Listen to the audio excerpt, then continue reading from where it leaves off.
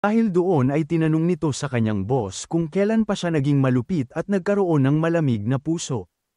Tinanong pa nito kung ano pa ang punto ng pagkuha niya ng mga talentadong tao kung wala naman pala siyang pake sa mga normal na tao. Galit nitong sinabi kay Lee na hindi siya ang timekeeper dahil alam niya na meron pa rin itong konsensya kahit papaano.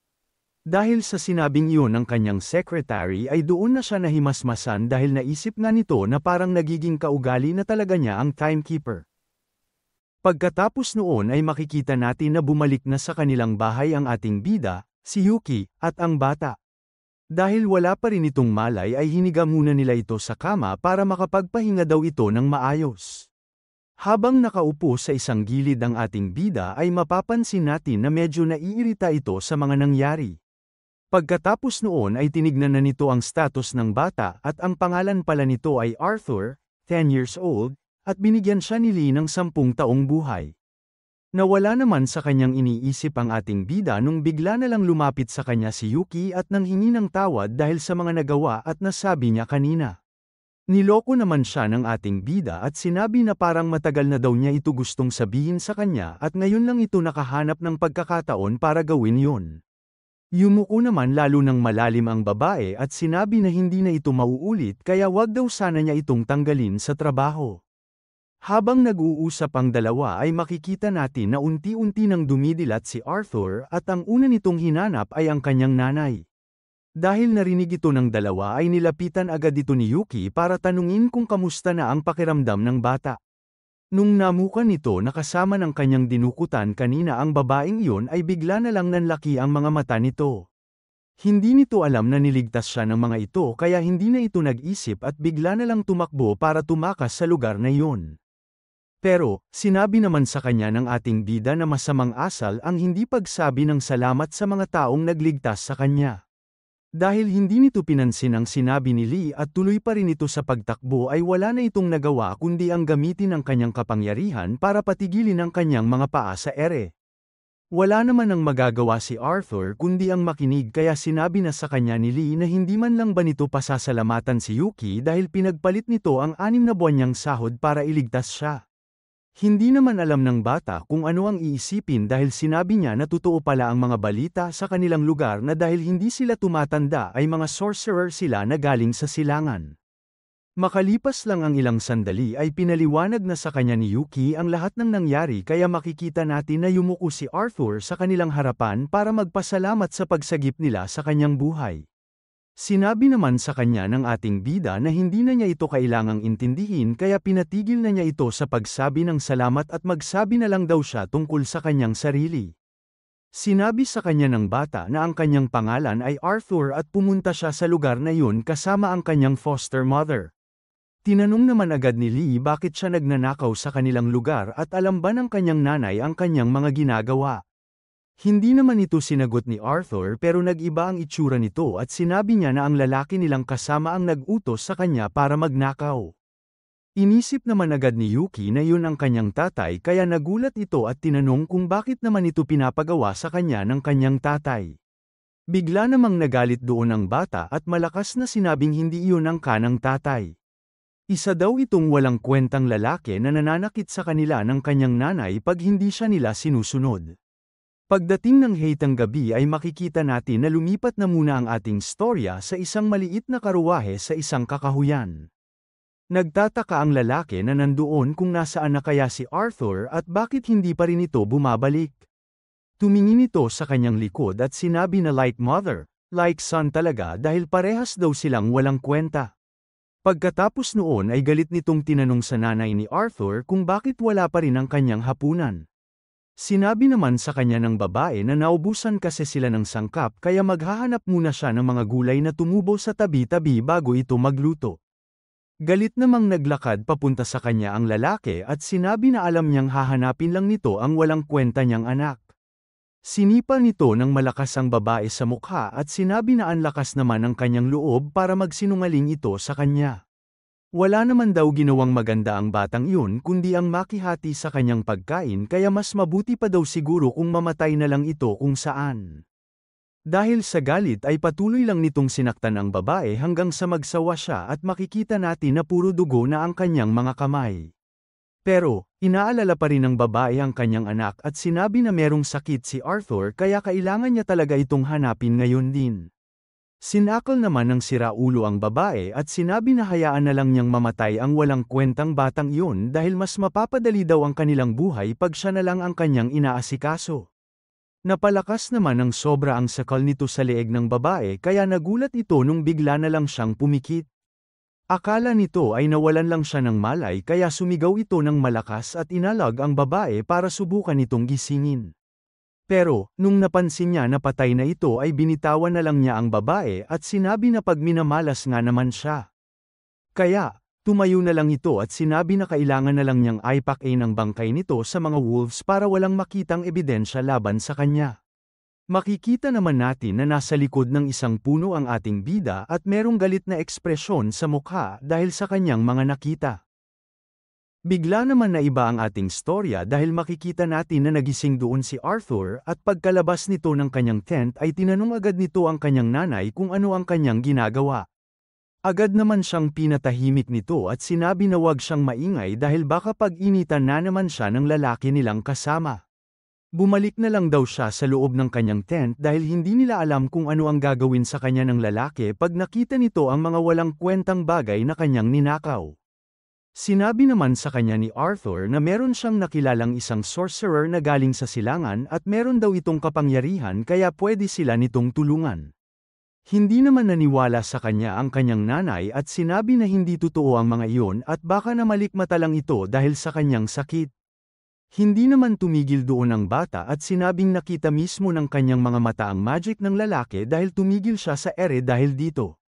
Natigil naman ang usapan ng magnanay dahil bigla na lang sumigaw ang kasama nilang lalaki at habang tinatapon nito ang kanyang pagkain ay sinasabi niya na kadiri ang lasa nito dahil wala itong sahog. Habang hawak ang bote ng alak ay sinabi nito na baka inubos na naman ito ng walang kwentang bata na kasama nila doon. Sumagot naman agad si Arthur at sinabi sa matanda na hindi siya ang kumain ng karne sa kanilang sabaw dahil kagigising lang niya ngayon. Seryoso namang sinabi sa kanya ng lalaki na alam nito ang galawan ng mga magnanakaw at hindi daw talaga sila umaamin pag nahuhuli. Pero, bago pa ito magsalita ulit ay sinabi sa kanya ng nanay ni Arthur na lasing daw ang lalaki kagabi kaya hindi niya maalala na siya mismo ang kumain noon. Hindi naman nagustuhan ng lalaki ang ginawa nitong pagsagot pero kalmado lang itong bumalik sa kanyang karuwahe habang sinabi na naaalala na niya ito. Sinabi naman agad ni Arthur sa kanyang nanay na gamitin na daw nila ang pagkakataong yun para tumakas at hanapin ang mga sorcerer na galing sa silangan. Pero, nung nakita niya na kinuha ng lalaki ang kanyang latigo ay sinabi nito sa kanyang anak na hindi na sila makakatakas sa lugar na yun. Masyado kasing malakas ang lalaking iyon kumpara sa kanila kaya maswerte na daw sila kung makakalampas pa sila sa gabing iyon. Dahil sa ginawa nitong pagsagot sa lalaki ay walang awa siya nitong pinaghahampas ng latigo sa katawan. Hindi naman na ito natiis pa ni Arthur kaya hamarang ito sa kanilang gitna at sinabing tigilan na nito ang kanyang nanay. Gagawin daw niya ang lahat at pagnanakawan ng lahat ng tao sa city basta itigil lang niya ang kanyang ginagawa sa babae. Nagulat naman ito nung pinakita sa kanya ng lalaki ang isang lalagyanan kung nasaan ang mga ninakaw niya kay Nicola. Hinulag niya ang lahat ng ito sa lapag at sinabi kay Arthur na wala namang siyang maayos na nakukuha. Nagulat pa ito lalo dahil nung tumingin siya sa lalaki ay katabi na din ito ang kanyang nanay at sinabi ng mga ito sa kanya na wala talaga siyang kwenta. Hindi naman ito alam kung ano ang nangyayari kaya malakas na lang nitong sinigaw ang pangalan ng kanyang nanay. Pero, nung nakita niya sa kanyang harapan si Yuki ay inisip agad nito na isa lamang masamang panaginip ang lahat ng iyon. Dahil doon ay hindi na ito mapakali kaya tinanong nito ang babae kung sa tingin ba niya ay maliligtas talaga ni Mr. Lee ang kanyang nanay. Sinabi naman sa kanya ni Yuki na hindi nito kailangang mag-alala dahil walang problemang hindi nasusulba ang ating bida. Bumalik naman na ulit ang ating storya kung nasaan ang siraulong lalaki at makikita natin na nag-aayos na ito ng mga gamit para makaalis na agad sa pwestong yun. Natigil naman ito bigla at napatingin sa kanyang likod dahil meron itong narinig na tumawag sa kanya. Ito na pala ang ating bida at sinabi nito sa lalaki na wag muna siyang umalis doon dahil meron itong gustong bilhin sa kanya. Inisip naman agad nito na nakita ni Lee ang ginawa niyang pagpatay sa babae kaya sinabi lang nito na wala siyang mabibenta sa kanya kaya umalis na lang siya doon. Hindi naman ito pinansin ng ating bida at sinabi lang na alam niya na patay na ang babaeng kasama niya doon. Kaya, kesa itapon lang daw niya ito sa mga wolves ay pwede pa siyang magkaroon ng pera kung ibibigay niya ito sa kanya. Habang nakatingin sa katawan ng babae ay tinanong nito kung seryoso ba ang ating bida sa kanyang mga sinabi. Pwede daw ba talaga niyang ibenta ang katawan ng babaeng iyon kahit wala na talaga itong buhay? Sumagot naman agad sa kanya si Lee at sinabi sa siraulo na seryoso talaga siya doon. Natawa naman doon ang lalaki dahil hindi nito maintindihan ang balak ng ating bida kaya tinanong nito kung bakit naman niya ito gustong bilhin. Sinabi naman sa kanya ni Lee na meron kasi siyang mga kaibigang doktor na bumibili ng mga tao na kakatapos lang mamatay sa mataas na halaga. Sinabi naman nito na parang narinig na nga niya yun dati pero ang akala daw niya ay tsismis lang ang mga ito. Naglakad naman ang ating bida papalapit sa bangkay ng babae at sinabi nito sa siraulo na madami talaga siyang hindi nalalaman tungkol sa kanilang mundo. Habang hindi pa sumasagot sa kanya ang lalaki ay tinignan nito ang bangkay at inisip na wala na talaga itong buhay. Hindi na daw siya umabot doon dahil kahit ano ang gawin niya ay hindi na talaga lumalabas ang status nito. Kaya, dahil sigurado na siya doon ay seryoso na nitong sinabi na bibilhin na niya ito sa kanya. Dahil hindi pa rin sigurado ang lalaki kung totoo ito ay tinanong niya ng huling beses kung seryoso ba talaga siya sa kanyang gusto. Hindi naman na sumagot doon ang ating bida at binato na lang ang kanyang hawak papunta sa lalaki. Pagkabukas nito ng kanyang kamay ay nagulat ito dahil isang gold coin ang binayad sa kanya ng time merchant. Nawala naman ito sa kanyang iniisip dahil sinabi sa kanya ng ating bida na masyadong mabigat ang kanyang kamay dahil kitang-kita daw sa katawan nito ang pananakit niya. Nung napatunayan nito na totoo nga ang ginto ay inisip nito na totoo nga talaga ang ating bida. Pero, para makasigurado ay tinanong nito kung ano ba talaga ang gusto nito sa kanya. Ngumiti naman sa kanya ang time merchant at sinabi na bibigyan daw siya nito ng daan patungo sa kayamanan. Nagustuhan naman ito ng lalaki kaya tinanong nito ang ating bida kung saan naman siya makakahanap ng maraming produkto. Hindi naman ito sinagot ni Lee at tinignan lang ng masama ang lalaki na para bang sinasabi na hindi na niya iyon problema. Hindi naman alam ng siraulo kung bakit pero bigla na lang gumalaw ng kusa ang kanyang paa palayo sa ating bida. Dahil doon ay nakangiti sa kanyang sinabi ni Lee na hindi niya kailangang matakot dahil gusto lang naman niyang yumaman sila parehas. Isa daw siyang businessman kaya hindi daw siya magsisisi sa kanyang inaalok. Dahil buo na rin ang loob ng siraulo ay tinanong nito kung magkano naman ang makukuha niya pag maganda ang mga produkto na dinala nito sa kanya. Pinaliwanag nito na bibigyan siya ni Mr. Lee ng isang gold coin pag hindi maganda ang lagay, 2 gold coin pag maayos, at para sa abala ay bibigyan pa siya nito ng isang gold coin kada buwan bilang sweldo. Kaya, ngumiti ito sa harap ng lalaki at tinanong kung tatanggapin na ba niya ang kanyang alok. Ngumiti naman din ito at sinabi sa ating bida na hindi niya kailangang mag-alala dahil meron na agad siyang sunod na target na naiisip para sa kanila. Pero, inisip nito na pag nagkaroon na siya ng maraming ginto at nalaman niya kung kanino ito binibenta ni Lee ay papatayin din niya ang ating bida para mapunta sa kanya ang kanyang business. Nagulat naman ito nung tinanong sa kanya ng ating bida na meron na ba silang deal. Ngumiti ito at sinabi na pag pumayag daw ito ay magtatrabaho siya sa ilalim ni Lee at bibilhin niya ng ginto ang kanyang oras. Dahil buo na ang loob ng siraulo ay ngumiti na lang ito ng masama at sinabi sa ating bida na pumapayag na ito sa kanilang deal. Nawala naman ang ngiti nito nung narinig niyang tumawa ng malakas ang ating bida na parang baliw. Nung nagsalita na ito ay sinabi sa kanya ni Lee na kanina pa daw niya hinihintay ang mga salitang iyon na manggaling sa kanyang bibig. Kaya, hindi na nila ito mababawi at sinabing selyado na talaga ang kanilang deal at ang kanyang buhay. Nawala ang ngiti sa mukha ng lalaki nung bigla na lang nitong naramdaman na merong kakaibang nangyayari sa kanyang katawan. Kaya pala ito nangyayari ay nilabas na ng ating bida ang kanyang mahiwagang orasan at ginamit ang kapangyarihan nito sa siraulo. Gawa-gawa lang daw ang lahat ng kanyang mga sinabi kanina para mapapayag niya ito at sabihing meron na silang deal na bibilhin niya ang kanyang oras kapalit ng ginto. Sumigaw naman doon ang lalaki at galit nitong tinanong kay Lee kung ano ang ginagawa nito sa kanya. Pinaliwanag naman sa kanya ng ating bida na dahil sa kanilang deal ay pwede na niyang gawin ang lahat-lahat sa kanya. Tinawag nitong monster si Lee at sinabi na kung ganun ay hindi na daw niya gusto ang kanilang deal at gusto na niyang umalis doon. Sinabi sa kanya ng time merchant na hindi siya pwedeng umalis sa isang kasunduan hanggat hindi pumapayag ang dalawang kasali dito kaya ginamit na nito ang kanyang kapangyarihan para kunin ang oras nito. Makikita natin na bigla na lang sumakit ang buong katawan ng siraulo habang unti-unting inuubos ni Lee ang kanyang lifespan.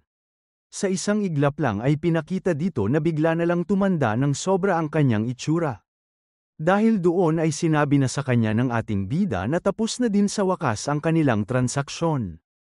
Habang nasa lapag ang matandang siraulo ay binatunan nito sa kanya ang mga gold coin at sinabing ito ang kanyang bayad. Hindi naman ito pinansin ng lalaki dahil nakatingin pa rin ito sa kanyang katawan at tinanong kay Lee kung paano niya ito ginawa. Pinaliwanag naman sa kanya ni Lee na kaya siya naging ganun ay binili na nito ang lahat ng kanyang oras. Nagreklamo naman agad ang lalaki at sinabi na ang akala niya ay tutulungan lang nito ang ating bida para kumuha ng mga bangkay para iyon ang kanyang bilhin. Lumapit ito sa mukha ng matanda at nakakalokong sinabi na hindi siya nito naintindihan dahil ang binibili at binibenta lang naman daw niya ay oras. Dahil wala na itong maisip gawin ay tumayo na lang ito ng dahan-dahan at sinubukang saktang ang time merchant habang sinasabi na isa siyang demonyo. Pero, hindi naman ito gumana sa ating bida dahil kahit nakapikit ay madali lang niya itong naiwasan. Dahil doon ay nawala ito sa balanse at makikita nating nahulog na naman siya sa lapag. Dahil naniniwala na din siya sa mga sinabi ni Lee ay kinakabahan itong tinanong kung ilan ang oras na kinuha nito sa kanya. Ngumiti naman sa kanya ang ating bida at sinabi na sa wakas ay tinatanong na din niya ang mga tamang tanong. Pinitik nito ang kanyang daliri para ipakita sa matanda ang kanyang status at makikita dito na kinuha ni Lee ang 20 years sa kanyang buhay kaya meron na lang itong natitirang 5 minutong lifespan. Tinuro niya ang mga gold coin sa lapat at sinabi na tin-ire niya ang oras na yun para meron pa siyang panahon para makuha ang kanyang bayad. Hindi makapaniwala ang matanda nung sinabi pa sa kanya ni Lee na sayang lang dahil wala na siyang panahon para magastos ang kanyang kayamanan. Agad namang yumuko ang lalaki sa harap ng ating bida at nagmakaawa ulit na ibalik na nito sa kanya ang kinuha niyang lifespan. Pero, hindi ito pinansin ng time merchant at nung umabot na sa 5 segundo ang remaining time ng matanda ay sinimulan na niya ang pagbibilang pababa. Hinawakan naman agad nito ang paa ni Lee dahil hindi na talaga niya alam ang gagawin at sinabing magbabago na daw siya at magiging mabuting tao pag tinihil niya ang countdown. Pagdating ng 2 ay hindi pa rin siya pinapansin ng ating bida kaya tinakpan na nito ang kanyang tenga para hindi ito marinig at sinabi na hindi pa niya gustong mamatay. Pagdating ng bilang sa 0 ay bigla na lang tumigil sa pagtibok ang kanyang puso at agad na ring namatay.